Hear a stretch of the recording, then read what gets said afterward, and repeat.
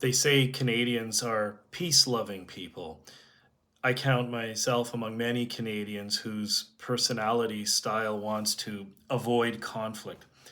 We would rather go along to get along than engage in conflict. That is why this gospel text is troubling, to say the least. The gospel from St. Matthew, the 10th chapter, verses 24 to 39 for the fourth Sunday after Pentecost. It's troubling because it's rife with conflict, and not just in the public arena. Jesus suggests that conflict is a normal part of a faithful life, even within a family. That part, especially, I don't like. How do we receive this message, which I would like to presume promises something healthy, hopeful, and positive for the journey of faith? Jesus says, "What I say to you in the dark, tell in the light. What you hear whispered, proclaim from the housetops." Perhaps there is something that we don't see amidst all the froth and flotsam of human conflict. Perhaps we may not see it right away, something deeper, a connection between us all that runs true despite the surface turbulence of human interaction. Maybe amidst the strife, the divisions, and disagreements, there lies a hidden reality that is very much worth proclaiming from the housetops. And we need to tap in on that bond, become aware of it, draw deeply from its power, especially when we disagree. So, what is this bond?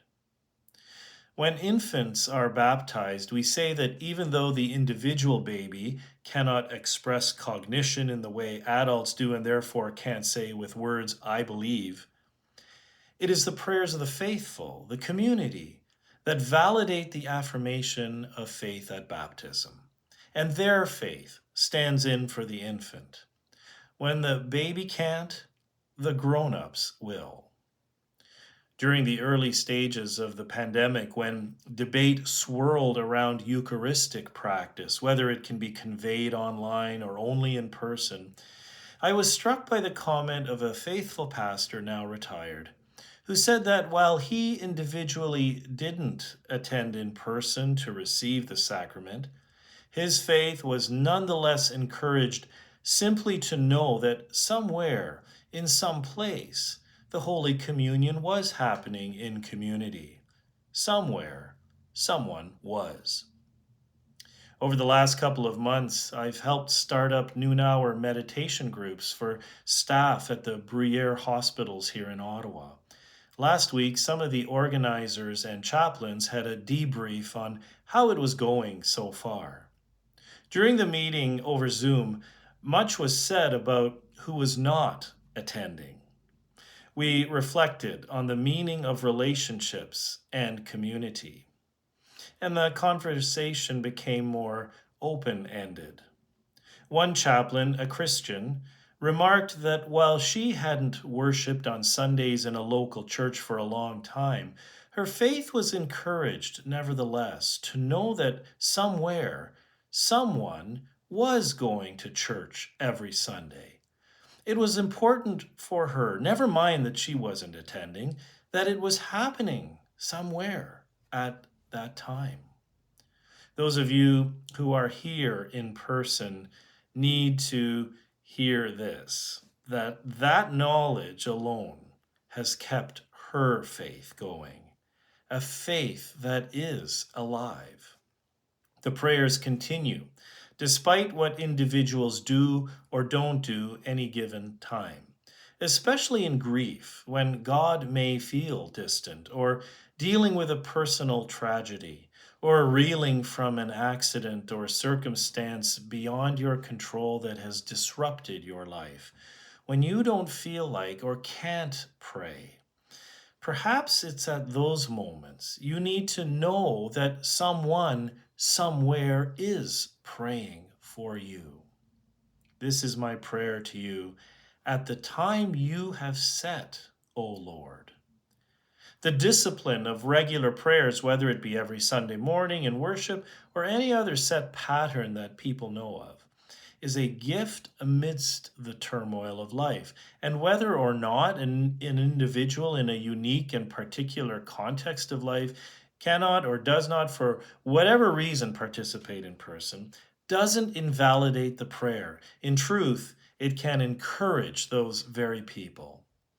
In the psalm for today, Psalm 69 in verse 13, the psalmist acknowledges the time set for prayers. For Christians, as for people of other religions, times set for prayer function as an anchor point in the day and the week and the year. When I took a world religions class in high school, I recall asking why Muslims prayed at 5 set times every day. The answer I received was that so every Muslim would know that prayers were always happening given the various time zones around the globe.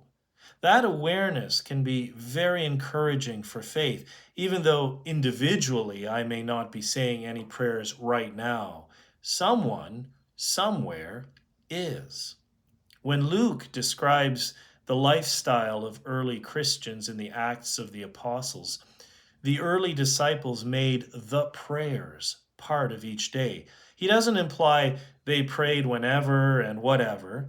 He refers to the prayers, a definite article, and order of prayer implied. They observed common prayers at the times set aside. It was a discipline. Whether it be Muslims praying 5 times a day or Christians following the daily office called the hours, for example, matins, vespers, compline, etc., or meditating twice daily in the morning and in the evening, people of faith in their practice of prayer attest to the unceasing nature of prayer. St. Paul writes in his letter to the Thessalonians to pray without ceasing. Prayer continues around the globe at all times. Even if individuals aren't praying unceasingly every hour in every time zone on earth, somewhere, someone is. What we can't do by ourselves, someone somewhere is. American writer Helen Keller wrote, "Alone we can do so little. Together we can do so much." And that goes for prayer, how we connect with God, with ourselves, and with one another. And I wonder, amidst all the turbulence of life in community, is it this awareness of what unites us, what gives us power from deep within, that releases us to do so much for God? Even though our faithful actions might result in ruffling some feathers? I heard the story from the son of the late Art Sudgeon, who fought in the First World War as part of the 31st Alberta Battalion in the Canadian Corps. Ted told me of his father's dramatic survival of the battle at Vimy Ridge.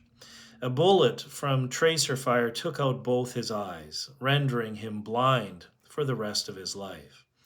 Eventually, Art returned to his hometown Calgary in 1929. He also returned to his favorite hobby, gardening.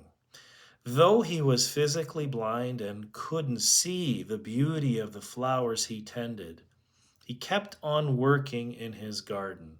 He couldn't see for himself the flowers that bloomed, yet he continued during the springtime, summertime, and fall time of the year, caring for the earth and the flowers that grew there.